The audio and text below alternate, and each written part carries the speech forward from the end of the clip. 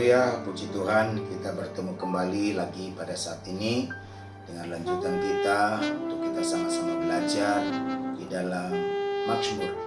Kita akan masuk sekarang di dalam Mazmur pasal yang ke-10 ayat 1 sampai dengan ayat yang ke-18. Tetapi yang saya akan bacakan adalah ayat 1 sampai dengan ayat yang kelima, ya, yang kelima, yang berkata demikian. Mengapa engkau berdiri jauh-jauh ya Tuhan, dan menyembunyikan dirimu dalam waktu-waktu kesesakan? Karena congkak orang fasik giat memburu orang yang tertindas. Mereka terjebak dalam tipu daya yang merasa rancangkan. Karena orang fasik memuji keinginan hatinya, dan orang yang loba mengutuki dan menista Tuhan. Kata orang fasik itu dengan batang hidungnya ke atas, Allah tidak akan menuntut. Tidak ada Allah, itulah seluruh pikirannya. Tindakan-tindakannya selalu berhasil. Hukum-hukum tinggi sekali, jauh dari dia. Ia menganggap remeh semua lawannya. Puji Tuhan. Dari pembacaan ini kita sudah membaca 1 sampai 5, walaupun satu perikop sampai ayat 18. Ada dua hal yang boleh saya ambil di sana dalam intinya. Yang pertama, dengan satu judul saya sampaikan, Tuhanlah yang melihat serta menolong orang lemah. Pemazmur ini ada satu perasaan di dalam dirinya yang sampai berkata ayat 1, dan dia berkata demikian, mengapa engkau berdiri jauh-jauh ya Tuhan, menyembunyikan dirimu? Ada dua yang kita perhatikan di sana. Pertama, pemazmur merasa Tuhan menyembunyikan diri waktu dalam kesusahan. Sebenarnya bukan Tuhan menyembunyikan diri.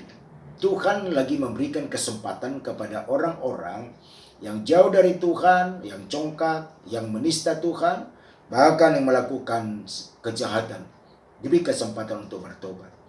Tetapi perasaannya, pengalamannya pemazmur ini, bahwa merasa bahwa kalau kita melihat dari ayat 2 sampai kepada ayat yang ke-11, bahwa di situ kita melihat bagaimana kehidupan orang fasik. Pemazmur ini memperhatikan orang fasik ini dengan kecongkakannya. Orang fasik itu adalah orang-orang yang tidak takut Tuhan. Orang-orang yang tidak menghormati Tuhan. Dengan kecongkakannya, yang suka memuji-muji keinginan hatinya, yang merasa Allah tidak menuntut atas perbuatan-perbuatannya yang menjauhi perintah-perintah Tuhan. Dan juga walaupun dengan penuh sumpah serapah perkataannya, hidupnya penuh dengan tipu daya, menindas orang, perkataannya penuh dengan kejahatan. Nah, dia merasa orang fasik ini tidak ditimpa malapetaka. Maka tidak heran sama dengan pengakuan daripada oleh Bani Asaf. Seperti apa yang kita melihat di Mazmur pasal 73 dengan pergumulan pengharapan Bani Asaf, yang dimana dikatakan ayat 1 berkata, sesungguhnya Allah itu baik bagi mereka yang tulus hatinya, bagi mereka yang bersih hatinya. Ayat 2 mulai dia melihat Bani Asaf ini tentang keberadaan orang di luar sana yang tidak takut Tuhan, yaitu orang fasik. Tetapi dikatakan, tetapi aku sedikit lagi, maka kakiku terpeleset, nyaris aku tergelincir, sebab aku cemburu kepada pembual-pembual. Kalau aku melihat kemujuran orang-orang fasik. Nah, diulang oleh Bani Asaf di Mazmur 73. Sebab kesakitan tidak ada pada mereka, sehat dan gemuk tubuh mereka. Mereka tidak mengalami kesusahan manusia, dan mereka tidak kena tulah seperti orang lain. Sebab itu mereka berkalungkan kecongkakan dan berpakaian kekerasan. Di Mazmur pasal 10 ini, dengan pengalaman pemazmur, dengan pengalaman Bani Asaf, hampir sama. Mereka sama-sama melihat kecongkakan orang-orang fasik. Mereka melihat sepertinya orang fasik ini terbiar. Tetapi kalau kita melihat pengalamannya Bani Asaf ini, di ayat pasal 73 ayat 16, berkata di sana, tetapi ketika aku bermaksud untuk mengetahui. Jadi Bani Asaf ini ingin mengetahui keberadaan orang fasik tadi. Hal ini menjadi kesulitan di mataku. Ayat 17, sampai aku masuk ke dalam tempat kudus Allah, dan memperhatikan kesudahan mereka. Sesungguhnya di tempat-tempat licin kau taruh mereka, kau jatuhkan mereka sehingga hancur. Tetapi betapa binasa mereka dalam sekejap mata, lenyap habis oleh karena kedahsyatan. Cepat atau lambat, apa yang kita tabur akan kita tuai. Menabur yang jahat, menabur tipu daya, menabur kefasikan, kecongkakan, maka akan satu kali menuai. Tapi kalau diberi kesempatan, seperti pengakuan Bani Asaf ini adalah memberi kesempatan. Dan akhirnya Bani Asaf melihat bagaimana akhirnya jatuh di tempat licin. Nah, ini juga pemazmur ini dalam Mazmur 10 juga melihat bagaimana orang ini merasa tidak mengalami malapetaka dengan kesombongannya, dengan kecongkakannya. Padahal kalau dikatakan di dalam 1 Petrus pasal yang kelima, ayat 5-6, dikatakan di sana, demikian jugalah kamu, hai orang-orang muda, tunduklah kepada orang tua, dan kamu semua, kita semua, rendahkanlah dirimu terhadap yang lain, sebab Allah ini kita perhatikan, Allah menentang orang yang congkak, tetapi mengasihani orang yang rendah hati. Karena itu rendahkanlah dirimu di bawah tangan Tuhan yang kuat, supaya kamu ditinggikan pada waktunya.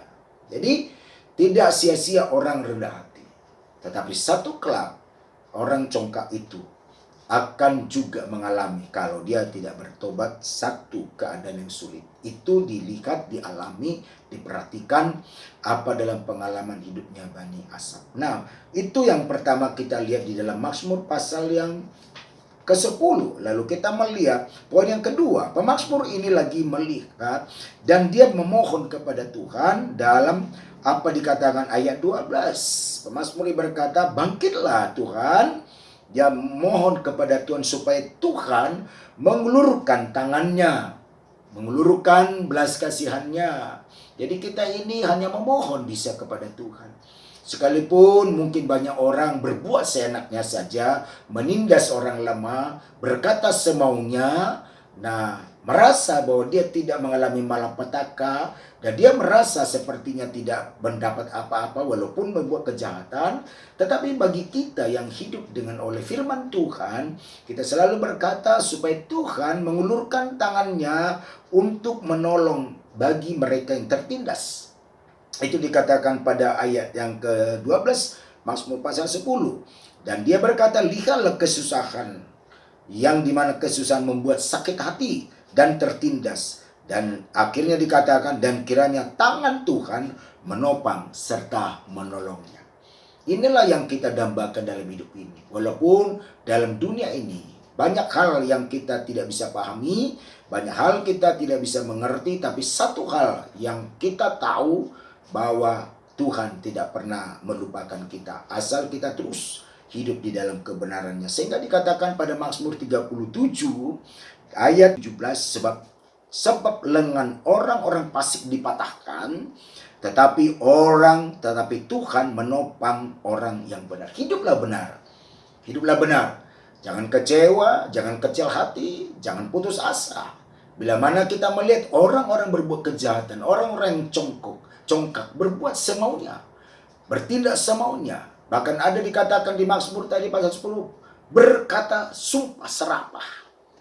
Tetapi Tuhan adalah Tuhan kita adil. Maka dikatakan, tapi orang benar itu selalu ditopang. Sehingga dikatakan pada ayat terakhir, Mazmur 37 ayat 23, ini perlu kita perhatikan. Keberadaan orang benar, dikatakan sana, Tuhan menetapkan langkah-langkah orang yang hidupnya berkenan kepadanya. Jadi jadilah benar, hiduplah berkenan. Berkenan itu menyenangkan hati Tuhan. Dan ayat 24, apabila ia jatuh tidak sampai tergeletak. Bisa kita tertindas, bisa kita mengalami mungkin dengan masalah persoalan, tapi dikatakan tidak sampai jatuh tergeletak. Kenapa? Sebab Tuhan menopang. Tuhan menopang dengan tangan kanannya, dengan tangannya. Tangan kanan Tuhan tentu memberi kemenangan. Maka dikatakan 25, dahulu aku muda, sekarang telah menjadi tua, tetapi tidak pernah kulihat orang benar ditinggalkan, atau anak cucunya meminta-minta roti. Inilah menjadi pegangan kita pada saat di mana kita hari ini melakukan seluruh aktivitas kegiatan kita, tugas-tugas kita, apapun yang kita lakukan. Ingatlah, orang benar tidak akan pernah tinggalkan Tuhan. Orang benar tidak akan dibiarkan Tuhan. Karena itu kita tidak boleh merasa kecil hati bila mana kita melihat orang fasik berbuat seenaknya, orang congkak berbuat seenaknya. Dia merasa tidak mendapat hukuman, tetapi jangan kita marah kalau mereka berbuat seenaknya. Biar doakan supaya mereka satu kelak sadar dan kembali kepada firman. Tetaplah rendah hati, jauhkan kecongkakan, hiduplah benar, hiduplah berkenan kepada Tuhan. Maka dikatakan sana bahwa dia tidak pernah ditinggalkan Tuhan dan anak cucunya tidak akan meminta-minta roti. Sebab apa?